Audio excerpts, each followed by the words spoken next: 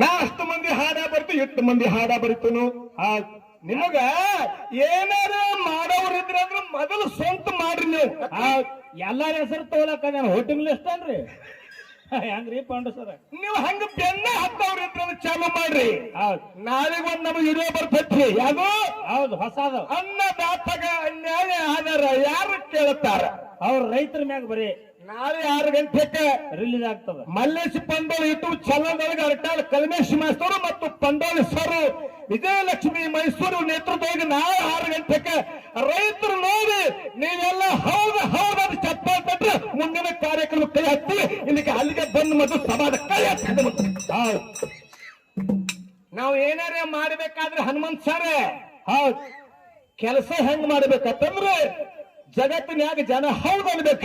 ಹೌದು, ಏನ ಮಾಡಿ ಹೊಸದಿರ್ಬೇಕು. ಅದಕ್ಕೆ ಪಂಡೋಳಿ ಸರ್ ನೇತೃತ್ವದೊಳಗೆ ಹಾಡ ಮಾಡಿ ಆದ್ರೂ ಕೂಡ ದಯವಿಟ್ಟು ನಮಸ್ಕಾರ.